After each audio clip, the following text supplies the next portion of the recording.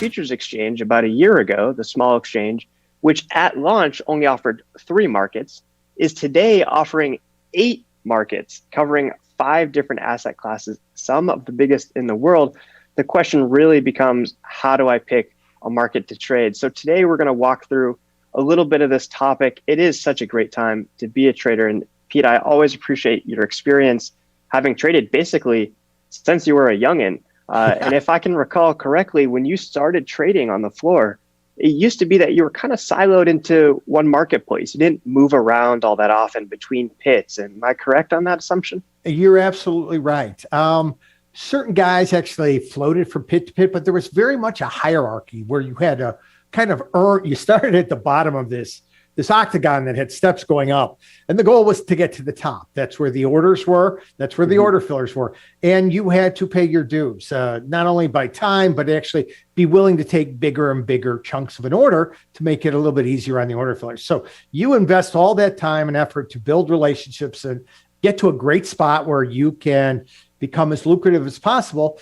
But you can't do that everywhere, as you said. So you would sit, there was nothing worse than standing and 120 of us just basically looking at each other and then hearing across this vast trading floor, the doors just coming off another product, another market. And it was very frustrating some days. And you're right. The electronification, really the ability for us now to just move our mouse and move in a level playing field is so important. So, markets evolve in a very good way. Yeah. And it's happened on the exchange side, us here at the small exchange offering everything from stocks and interest rates to foreign exchange, metals and oil. And also on the brokerage side, I mean, with the platform access now, you have basically high speed routing and you can traverse these asset classes with ease. And that was part of the philosophy and the idea behind small exchange as well, with the standardization of the ticks and the expirations, et cetera. So again, that question kind of becomes, how do I pick a market to trade? And I really think that the answer depends on what your goals are. We always say at the small exchange that our products are small, standard, and simple to allow investing, speculating, and hedging. And you can use these futures products to accomplish all of those needs.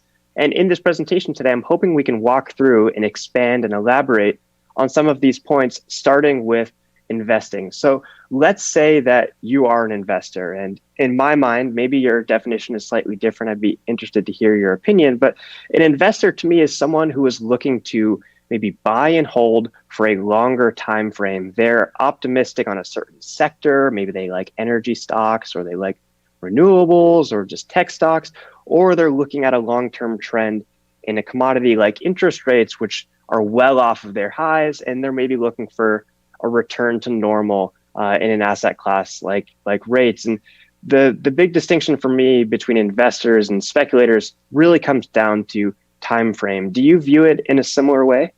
I view it, yes, actually. And, it's a great question because we are both active traders and investors. So part of it is the allocation. How much, we all, except a precious few, are constrained by capital, how much capital we have and how much we can put towards long-term investing. And you're absolutely right. Those are not positions that we're looking to turn. And when I say turn, is to get a little bit of follow through on something we want directionally and take it off. We're not looking for symmetrical management like we do with our scalping and our shorter term active individual traders. So the first question is, how much do I allocate? Now, I allocate more to the speculative side. It's just the nature of what I do. But I'm very mindful that one of the great things that smooths my returns is that investing side. That will smooth the up and down of purely directional futures trading, which, as you said, I've been fortunate enough to do, oh my gosh, for 40 years. I am old, man. So you're sophisticated and experienced. Oh, look different. At you! You are see, Michael Goff is the ultimate diplomat. I wish I at 59 had that gift.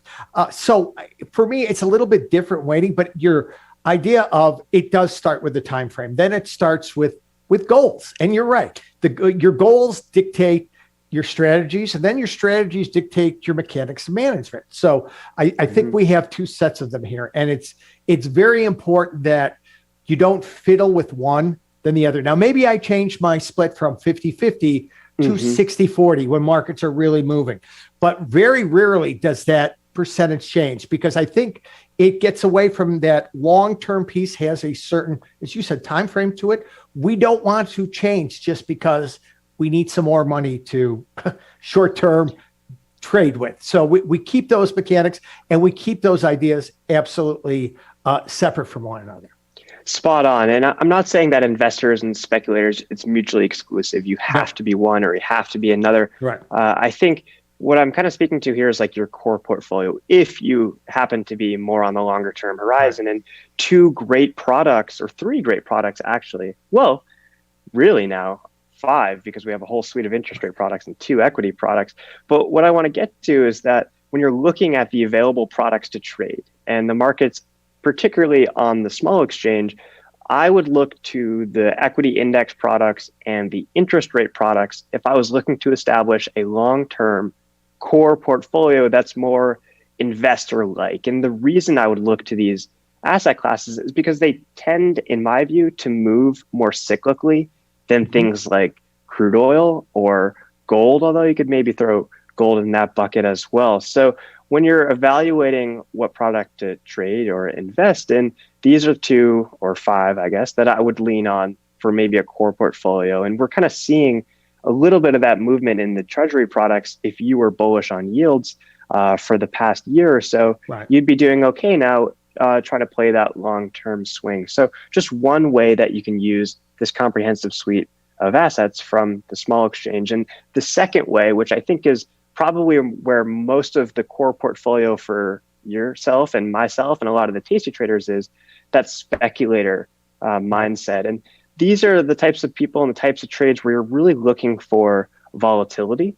And I want to just highlight here 3 of the products that the small exchange offers that tend to have decently high volatility consistently. Now, in this table, I've just shown the biggest movers of the week. I've taken these numbers from the small exchange newsletter that we send out every Monday. If you haven't checked that out, highly recommend it. Oh, absolutely. Subscribers.smallexchange.com. You can look into that offer. You'll get reduced fees and the newsletter. So I just pulled these from this week. But if you're looking to day trade, these are products that I would lean on. And they're showing average daily moves of about $1 or $1.50.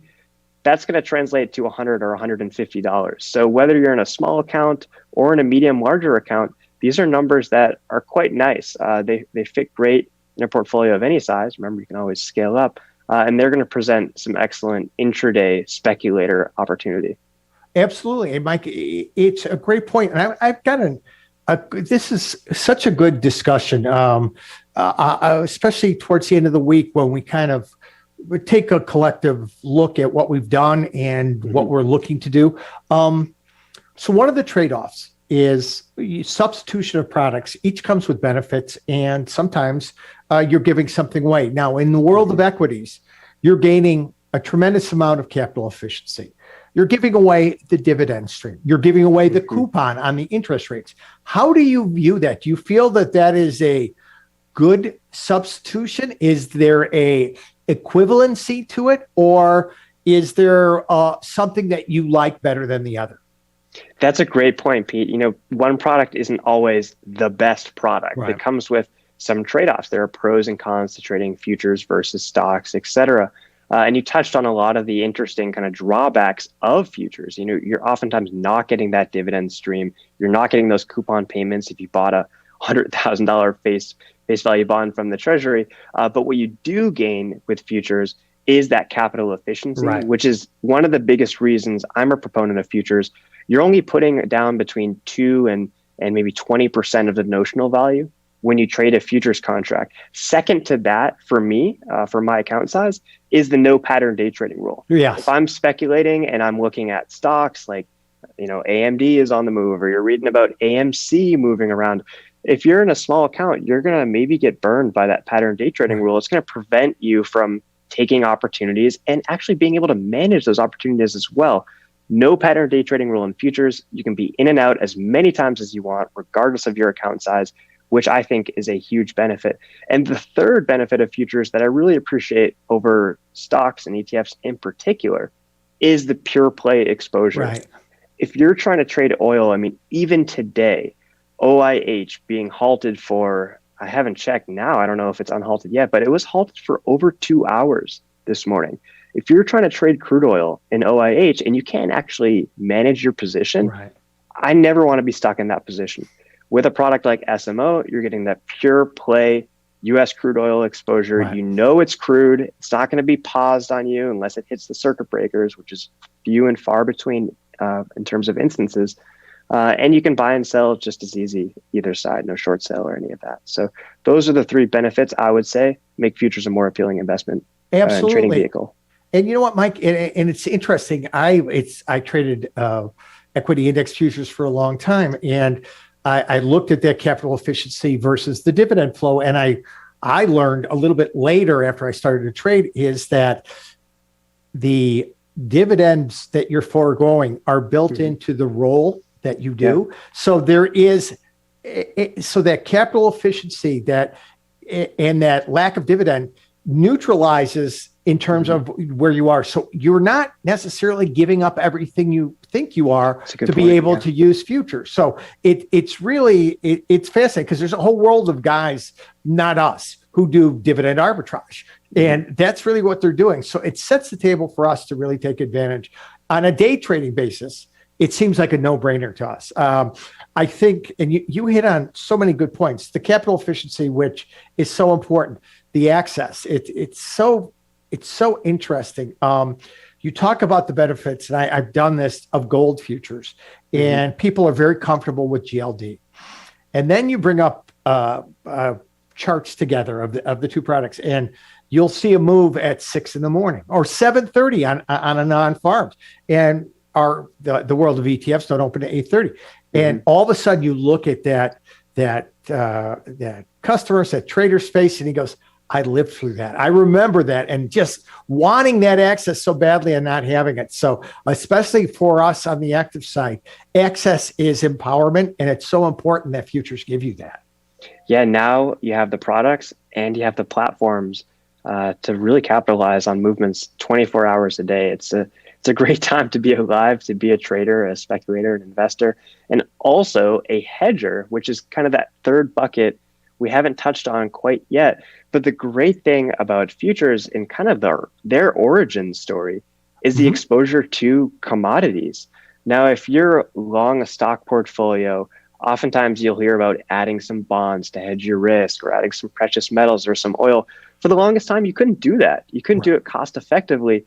Now you actually can with small exchange futures. You could choose one of those 8 asset classes and use it for hedging purposes. But what I've plotted here are two that I think are probably the most viable options for hedging.